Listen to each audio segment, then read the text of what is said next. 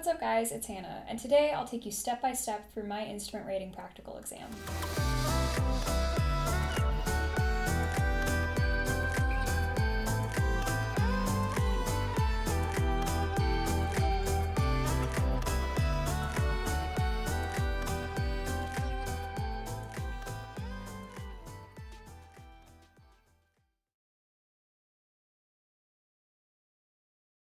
So first things first, the DP asked me to file a flight plan. So I filed Eugene VOR, Victor 448, Glore intersection, and then Salem Airport. The reason I filed to Glore intersection was because that was the initial approach fix of the approach he wanted me to do into Salem.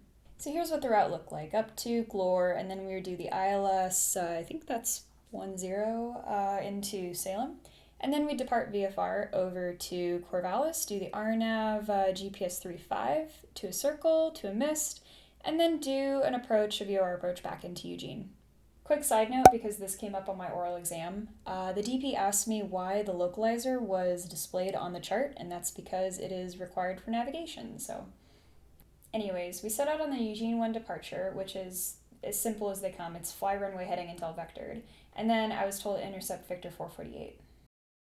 And then once I was established on Victor 448, there came the dreaded quiet moment in the airplane with your designated pilot examiner that no applicant wants to have. And so I kind of tried to fill the space with moments of thinking, how can I get ahead of the airplane? So I even started to brief my approach right here, and I started to go through the 5 T's, and this is where I started to note how far away our initial approach fix was, like little situational awareness things. I think I was getting the ATIS as well. Like I was even turning on squelch because we were so far away, because I just did not want to have an awkward silent moment with the DPE. So I was just doing as many things as I could to get ahead of the airplane and make sure he knew that.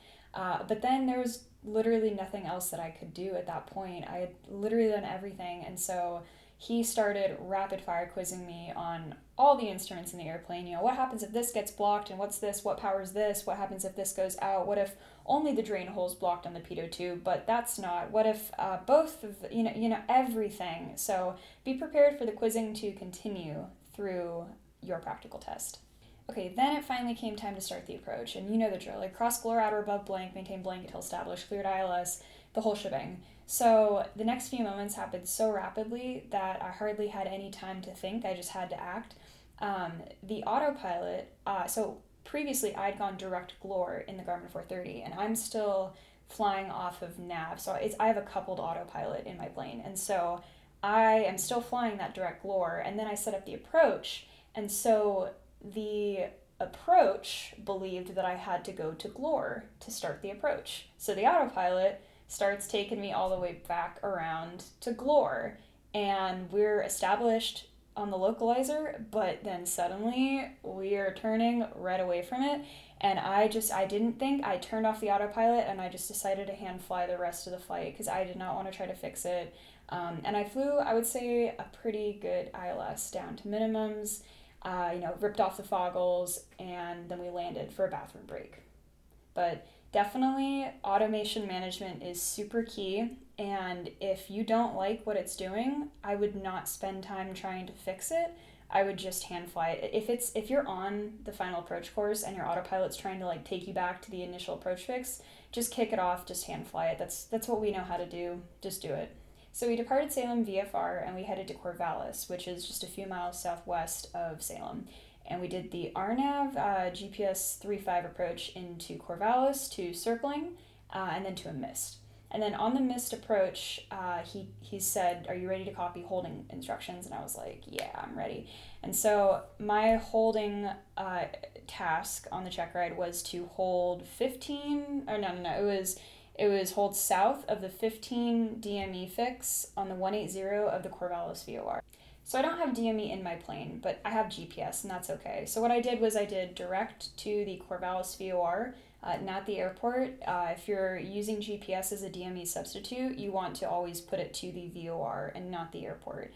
And then as I'm doing that, I was intercepting the 180 radial from the Corvallis VOR, and I noted when I reached 15 DME on that radial, and then I began my standard right turns, and I said I'd enter the hold. And then we were fine with that. And so we went over to Unusual Attitude Recoveries, which were really fun, as always, because I love aerobatics and I love, well, obviously we weren't aerobatic, but I do like things that aren't straight and level. And then we headed back into Eugene to do the VOR DME 3-4 left approach with the arc beginning at Vaughn. And so I made another mistake here that I totally caught, and I'm really glad I did, because I had a little bit of expectation bias sprinkled into the Checkride approach from other approaches on the field with the parallel runways that I'd practiced.